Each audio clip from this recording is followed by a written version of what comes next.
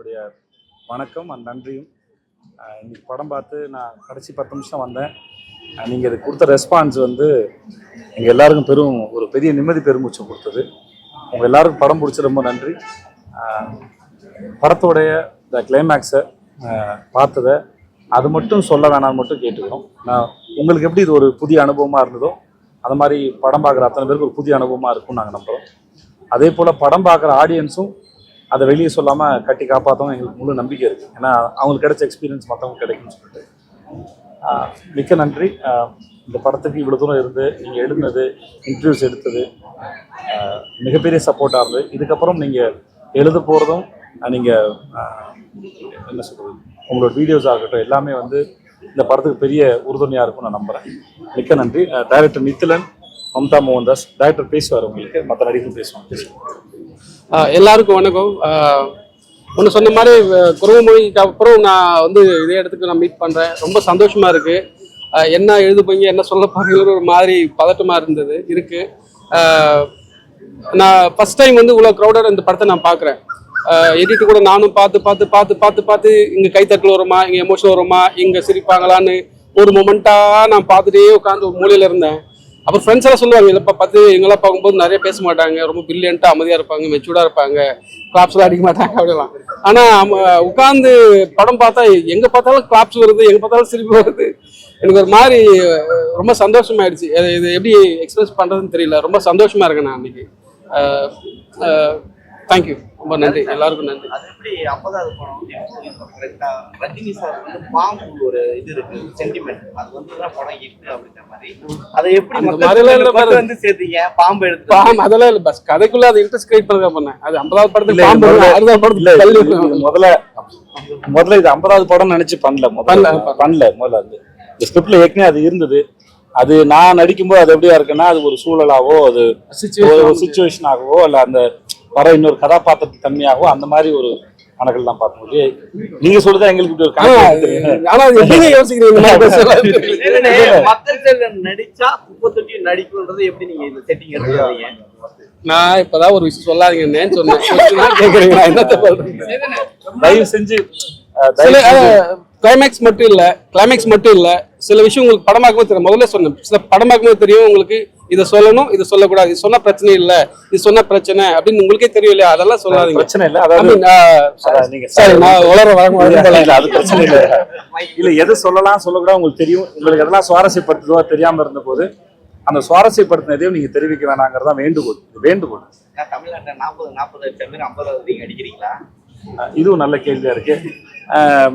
எப்படி 40 தமிழ் மக்கள் கொடுத்தாங்களோ அந்த மாதிரி இந்த 50 100 கொடுத்தாங்கன்னா கூட சந்தோஷம். எல்லாமே மக்கள் கிட்ட தான் இருக்கு. அப்புறம் வந்து சேதுங்க வந்து பிரசவ் வந்திருக்காரு. பாராட்டு மழை எப்படி இருந்தது? பத்திரிகையாளரோட பாராட்டு மழையில பாராட்டு அரவணைப்பு அதிகமா இருந்தது. நான் எனக்கு முத்தம் கொடுத்துட்டு போனாங்க. ஸோ அதனால உங்க முகத்துல சிரிப்பு பார்க்கறது சந்தோஷம் எவ்வளவு பெரிய விஷயம் எங்களுக்கு தான் தெரியும். நீங்க எல்லாம் வந்து படம் பார்க்கும்போது உங்களுடைய ஒவ்வொரு சந்தோஷமும் வந்து எங்களுக்கு வந்து பெரிய ஹோப். எங்களுக்கு வந்து அது வந்து அதனால நாங்க படம் உங்களுக்கு காமிக்கும் போது நீங்க எப்படி ரியாக்ட் பண்றீங்கிறது தான் எங்களுக்கு ஒரு சமயமும் ஒரு பதட்டமும் பயமும் சொல்லுவோம்.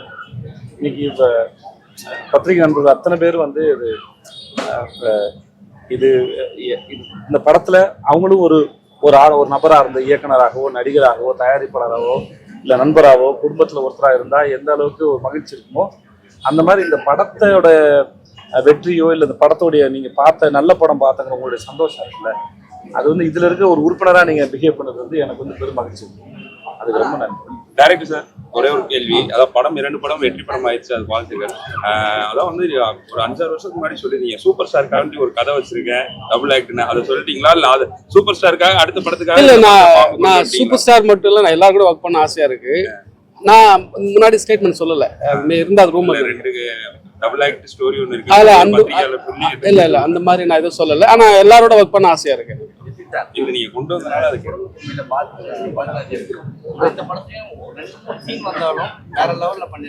இல்ல பர்சனலா ரொம்ப சில பேர் ரொம்ப ஆசையா இருக்கும் நமக்கு என் கூட ஒர்க் பண்ணணும். தேனப்பன் சாரையும் கூட்டு வந்துருப்பேன். அவங்களோட ஒரு ஏதாவது கரெக்டா அமைஞ்சா ஏதாவது வாங்கினேன் ஒர்க் பண்ணுங்க என் கூட இருக்கு அப்படின்னு சொல்லி ஒரு அப்பா மாதிரி கொஞ்சம் ஒரு குறித்து சுயநலத்துக்காக கூட்டு வர்றதுதான். அந்த மாதிரிதான், வேற ஒன்றும் வந்து ஆடியல் அந்த ட்ரைலர் ஆக்டர் சொல்லியிருந்தாரு சில பேர் காமிச்சு டீம்களும் நல்லா பண்ணியிருந்தாங்க.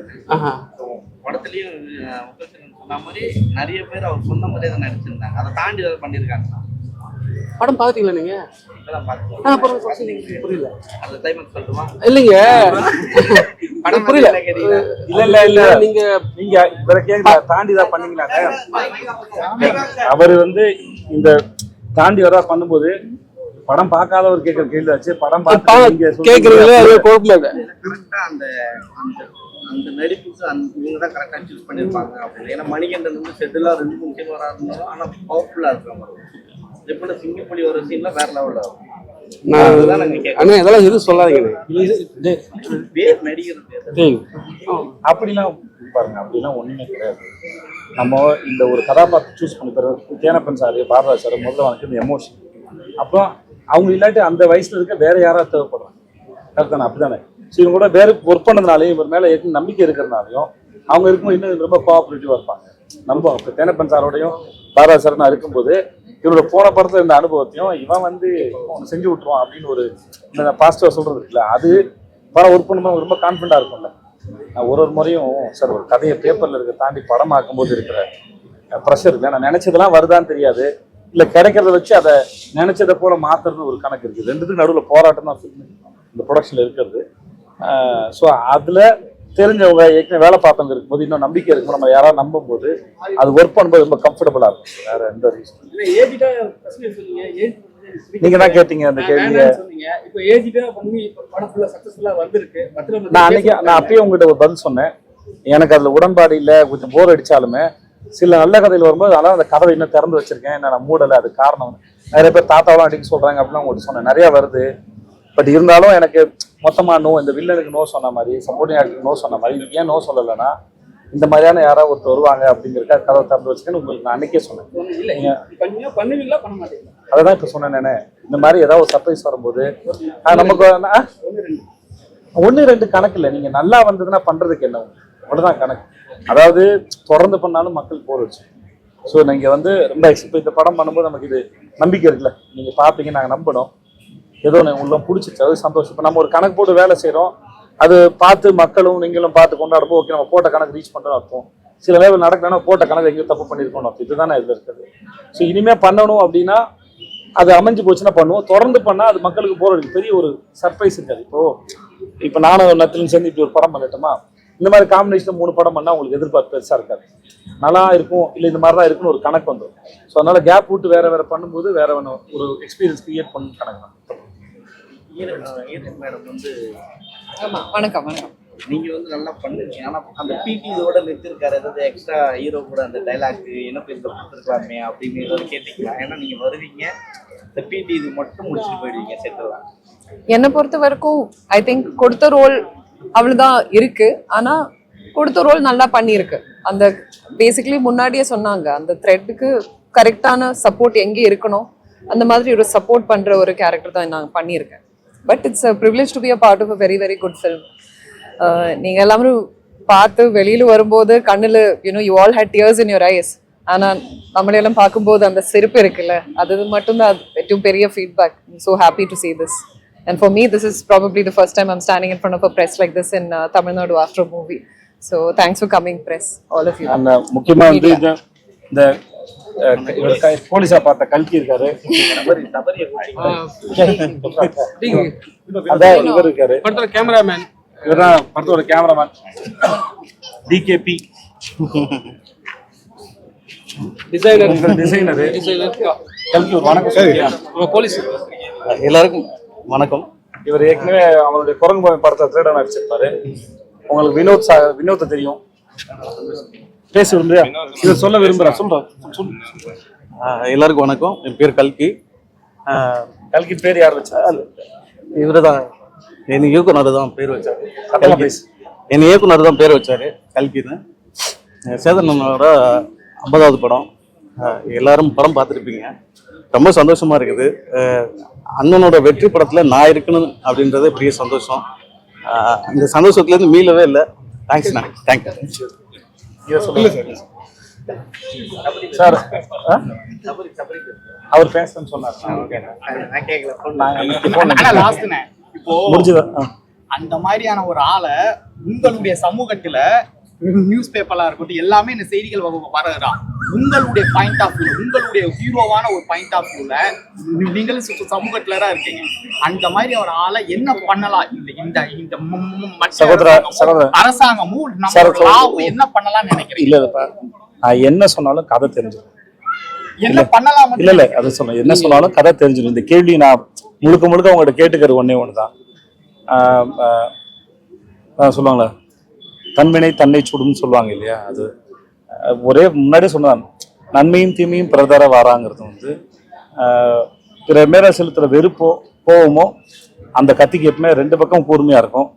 அது இன்னொரு பக்கம் இருக்கும்போது அது நம்மளையும் தாக்குங்கிறது இருக்கு. ஸோ அது எல்லாருடைய வாழ்க்கையிலும் நம்ம சின்ன சின்ன அனுபவப்பட்டிருக்கலாம், அது ஒன்றா இருக்கலாம். ஸோ அதனால இதுக்கு மேலே சொன்னேன்னு வச்சுக்கோங்களேன். ஓகே, புரியுதா சார்? முன்னணி கதாநாயகர்களுக்கெல்லாம் இரண்டாவது படம் ரொம்ப ஸ்பெஷலான ஒரு படம். மாஸ் எலமெண்ட்ஸ் இந்த மாதிரிலாம் நிறைய வச்சு அதை ஒன்றும் ரொம்ப பில்டப் பண்ணி அதை மொக்கையாக்கணும். நீங்க அப்படியெல்லாம் ஒரு கதையை தேர்ந்தெடுக்காம இப்படி ஒரு கதையை தேர்ந்தெடுக்க நன்றி. நீங்க ஆரம்பத்துல கதை கேட்கும் போது என்ன வீரியம் இருந்ததோ அதே வீரியத்தோட அந்த படம் முடிஞ்சது. ஆமா, ஏன்னா இப்போ நான் போன முறை ப்ரெஸ் மீட்ல சொல்லியிருந்தேன், அதில் இன்டர்வியூ சொன்னான்னு தெரியல, நம்ம பேப்பர்ல இருந்ததோட நம்ம பார்த்ததோட படம் 100 மடங்கு ரொம்ப சிறப்பாக வந்திருக்குது.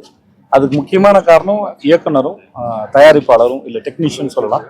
இன்னொரு பெரும்பங்கு வந்து இந்த படத்தில் வேலை பெற்ற அத்தனை கதாபாத்திரங்கள். நீங்கள் பார்த்தீங்கன்னா எனக்கு தெரிஞ்சு எனக்கு இந்த படத்தில் இவருக்கு பதிலாக இவர்னு வேற யாரையும் கற்பனை கூட பண்ணி பார்க்க முடியல.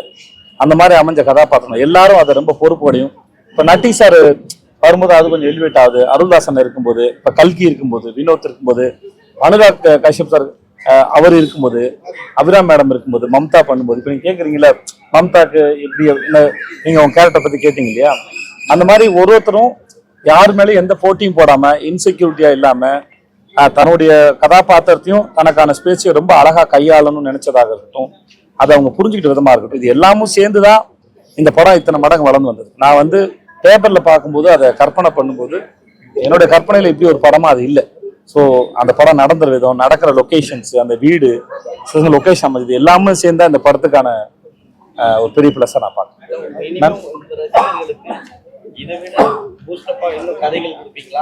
சார் நான் இது சார் என்ன வேணா எனக்கு தெரியாது சார், இப்போ பண்ணதும் எனக்கு தெரியாது சார், அது நடந்தது. இப்போ நீங்க பார்த்து முடிச்சு அந்த கேள்வி கேட்குற வரைக்கும் நீங்க என்னவா பிஹேவ் பண்ண போறீங்கன்னு நான் ஒரு குழுவில் எதிர்பார்க்கல, பயத்தோடு தான் இருந்தேன் நான். எல்லா படத்துக்கும் இதுதான் நடக்கும். அதனால இதுல வந்து எப்பயுமே ஓவர் கான்ஃபிடென்ட் உங்களுக்கு கிடையாது. நம்ம என்னதான் நம்ம செஞ்சாலும் அது அடுத்தவங்க பார்த்து சொல்லும் போது தான் தெரியும் அது அதோட இது போய் நம்ம என்னவா வேலை செஞ்சிருக்கோம். ஸோ அதனால வந்து எப்பயுமே அந்த பிளானும் அந்த திட்டமும் கிடையாது. பண்றதை பார்த்து ஏற்கனவே தவறுகள் பண்ணி அந்த தவறுகள் இல்லாம அடுத்து முன்னாடி ஸ்டெப் வைக்கிறதோட சரி சார், வேற ஒண்ணும் இல்லை. ரொம்ப நன்றி எல்லாருக்கும் இங்க வந்து படம் பார்த்ததுக்கு. அம்மா இந்த படத்துக்கு வரும்போது அது தேவையில்லாதுன்னு நினைக்கிறேம்மா. சரிங்களா?